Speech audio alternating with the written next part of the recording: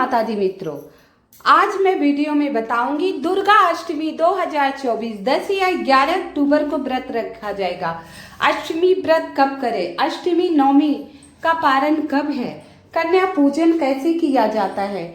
जैसे कि नवरात्रि अष्टमी व नवमी तिथि को कन्या पूजन किया जाता है।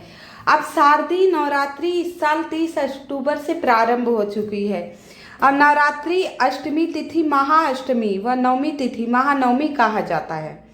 दुर्गा के 8वें स्वरूप महागौरी और 9वें स्वरूप सिद्धिदात्री के पूजन का विधान है। नवमी अष्टमी दोनों तिथि पर कन्या पूजन अत्यंत शुभ एवं लाभकारी माना गया है। मानता है कन्या पूजन के बाद नवरात्रि का संपूर्ण फल प्राप्त होता है। अब आइए जानते हैं अष्टमी कब है और नवमी तिथि कन्या पूजन का शुभ मुहूर्त कब है। इस बार अष्टमी नवमी को लेकर बड़ा कंफ्यूजन है कि कब किया जाए, तो एक ही दिन मनाई जाएगी। इस दिन अष्टमी और नवमी तिथि एक ही दिन मनाई जाएगी, क्योंकि उदया तिथि में ही अष्टमी का व्रत मान्य होता है। जैसा कि आज सप्तमी तिथि है, तो आज सप्तमी है, कल अष्टमी दोपहर के बाद लगेगी, तो हमें अष्टमी तिथि 10 अक्टूबर दोपहर 12:31 पर प्रारंभ होगी, यानी कि बृहस्पतिवार को, और 11 अक्टूबर यानी कि शुक्रवार को 12:06 पर समाप्त होगी। शुक्रवार यानी कि 12 अक्टूबर को 12:06 पर समाप्त हो जाएगी। ठीक है, तो उदया तिथि में हमें व्रत 11 अक्टूबर को करना पड़ेगा। अष्टमी का 12 अक्टूबर की सुबह 10:58 पर समाप्त हो जाएगी। तो अब अष्टमी तिथि, तो इसके अनुसार 10 अक्टूबर को अष्टमी का व्रत इसलिए नहीं रखा जाएगा क्योंकि सप्तमी युक्त अष्टमी है। सप्तमी युक्त, आधा दिन सप्तमी है और आधा दिन, जैसे कि आज 9 तारीख को सप्तमी शुरुआत हो चुकी है और कल 10 को सप्तमी सुबह तक रहेगी, दोपहर में अष्टमी लग जाएगी। तो इसीलिए संयुक्त अष्टमी का व्रत नहीं रखना चाहिए। सप्तमी युक्त 11 अक्टूबर को अष्टमी दोपहर तक रहेगी, 11 अक्टूबर को दोपहर तक, और नवमी प्रारंभ हो जाएगी। तो अष्टमी और नवमी जब दोनों एक दिन पड़े, किसी भी साल सप्तमी अष्टमी पड़ती है तो उस दिन अष्टमी का व्रत नहीं किया जाता, ऐसा शास्त्रों में लिखा गया है। लेकिन अष्टमी और नवमी एक दिन पड़ जाए तो उदया तिथि की अष्टमी के दिन ही अष्टमी का व्रत किया जाता है। उदया तिथि की अष्टमी के ही अष्टमी का व्रत किया जाएगा। तो आपको व्रत इसीलिए इस साल अष्टमी नवमी एक ही दिन मनाई जा रही है।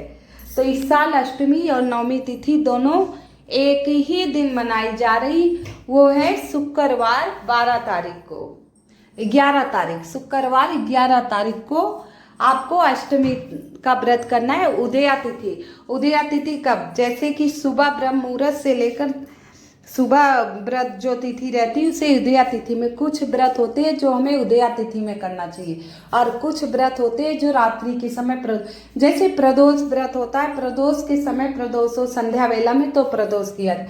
जैसे चौथ है, चांद को अर्घ देना, चौथ में चांद जो निकलता है वो शाम के समय चाहे दोपहर से लगे।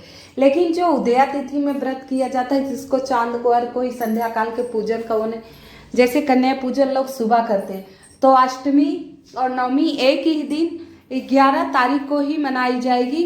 तो आपको अष्टमी का व्रत 11 अक्टूबर दिन शुक्रवार को रखना है। और बहुत शुभ इसलिए है कि शुक्रवार का दिन पहले ही माता का दिन होता है, ऊपर से सोने पर सुहागा, दुर्गा महाअष्टमी, नवरात्रि की जो अष्टमी नवमी पड़ती है वो महाअष्टमी, दुर्गा अष्टमी, महाअष्टमी और महानवमी के नाम से जाना जाता है। तो इस दिन आपको व्रत करना है 11 तारीख को। अब आइए जानते हैं कन्या पूजन का शुभ मुहूर्त और किस तरह कन्या पूजन करना चाहिए। तो कन्या पूजन का शुभ मुहूर्त अत्यंत उत्तम माना गया है। जाने कन्या पूजन ब्रह्म मुहूर्त में 4:40 से 50:29 तक सुबह, और शाम को है 5:04 से 6:19 तक। ठीक है, अभिजीत मुहूर्त लगेगा 11 तारीख की है, 11:43 से 12:30 दोपहर, और विजय मुहूर्त है 2:03 से और 2:50 तक दोपहर में। गोधूली मतलब प्रदोष मुहूर्त जब आता है उसे गोधूली मुहूर्त भी कहते हैं। 5:55 से 6:19 तक है। अब इसके बाद 5:55 से 6:19 गोधूली मुहूर्त है और प्रदोष काल है 5:55 से 7:09 तक। कन्या पूजन कैसे करें, क्यों किया जाता है? कन्या पूजन में पहले जैसे कि अष्टमी के दिन खिलाना है तो आज के दिन आप मतलब 10 को आमंत्रित कर दीजिए, हमारे यहाँ कल कन्या अपनी भेज दीजिएगा, पूजन कराना है, उन्हें प्यार से आमंत्रित कीजिए। जब कन्याएं आपके घर आए तो उनके अच्छे से पैर धोइए, सूती कपड़े से पैर पोंछिए, फिर आलता माता के पैरों में आलता लगा होता, उनके पैरों में आलता लगाइए और आलता लगाकर फिर उन्हें आसन पर प्रेम पूर्वक बैठाइए। इसके बाद थोड़ा सा कुमकुम, अक्षत, हल्दी लीजिए। पहले उन कन्याओं को मस्तक पर कुमकुम लगाइए और उनके फिर हल्दी लगाइए, ऊपर से चावल आप डालिए, कन्या पूजन कीजिए। इसके बाद जो आपने भोजन बना रखा है घर में, उन भोजन को आदर सहित उन कन्याओं को आगे परोसिए। इसमें खीर, हलवा और चना, ये 3 चीज़ें अत्यंत आवश्यक है। अगर खीर बना ले तो हलवा नहीं बनाएंगे चलेगा, हलवा बना लिए तो खीर नहीं बनाए तो भी, तो खीर, पूड़ी, हलवा, चना और लहसुन प्याज नहीं डाला जाता है, लहसुन प्याज नहीं डाला जाता है। कन्याओं को बड़े प्रेम पूर्वक आदर से भोजन कराया जाता है। भोजन कराने के बाद आप जो श्रीफल यानी कि नारियल रखे हैं वो आप लीजिए और तो मिठाई ले लीजिए या मिश्री, केला, एक फल अवश्य होना चाहिए। सामर्थ्य अनुसार दक्षिणा और कुछ उपहार बच्चों को देना चाहिए, जो आपका सामर्थ्य है। सामर्थ्य अनुसार कन्याओं को उपहार एवं दक्षिणा दिया जाता है। जब कन्या भोजन कर लें तो एक अलग से पात्र ले लीजिए। कन्या जब भोजन कर लें एक अलग से पात्र ले लीजिए, उनके आगे की पत्तल हटाकर उस पात्र में उन कन्याओं से प्रेम पूर्वक उनके हाथ धुलवाइए।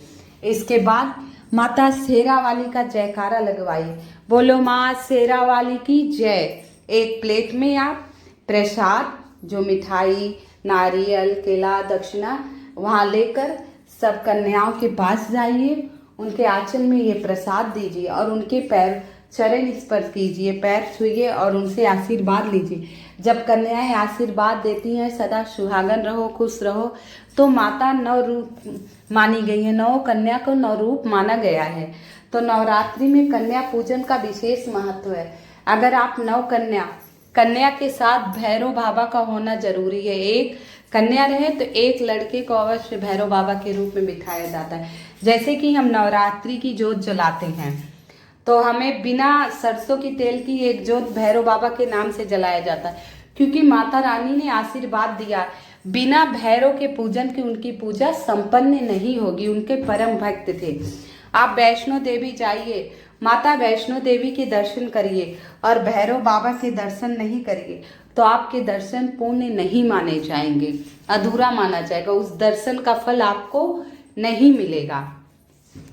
तो भैरव बैठाइए और सबको पात में बिठाइए, फिर सबको प्रसाद दीजिए। इसके बाद उनके चरण स्पर्श कीजिए और ध्यान रखिए कन्या जिससे खुश रहें। हाथ में उनके कलावा बांधते जाइए। कलावा बांधने के बाद उनकी झोली में प्रसाद और अपने सामर्थ्य अनुसार दक्षिणा डालिए और सबके चरण स्पर्श करके आशीर्वाद लीजिए। इसके बाद सब सारी कन्याएं जब जाने लगे तो एक बार बोलो शेरा वाली मात की जय, सभी देवी देवताओं की जय, हमारी इष्ट देवी माता फूलमती की जय, सभी पितृ देवता की जय। सबका जयकारा अवश्य लगाना चाहिए। जयकारा होने से चारों तरफ की नकारात्मक ऊर्जाएं दूर होती हैं और हमारे घर में सकारात्मक ऊर्जा का वास होता है। तो आप लोगों को पता है दुर्गाष्टमी 2024 11 अक्टूबर के दिन मनाई जाएगी। साथ में नवमी तिथि भी 12 बजे के बाद लग जाएगी। तो दोनों समय इसी समय है और संध्या वेला में पारण का भी समय है, जो 9 दिन के नवरात्रि किए हैं। और दशहरा 12 तारीख को दशहरा मनाया जाएगा, विजयदशमी का व्रत मनाया जाएगा। तो आप लोगों को जानकारी है कि 11 अक्टूबर को ही अष्टमी का व्रत कीजिए, कोई कन्फ्यूजन नहीं, 11 तारीख को मनाया जाएगा। अष्टमी युक्त नवमी का व्रत किया जाता है। अष्टमी नवमी एक दिन पड़ जाए तो बड़ा शुभ माना गया और इसका व्रत आप लोग कर सकते हैं, लेकिन सप्तमी अष्टमी पड़ जाए तो उस दिन व्रत नहीं किया जाता अष्टमी का। आप सभी को मेरी वीडियो पसंद आई हो तो कृपया लाइक एवं सब्सक्राइब अवश्य कर दीजिएगा। कमेंट में जय माँ दुर्गा लिख दीजिएगा, कमेंट में जय माँ दुर्गा अवश्य लिख दीजिएगा।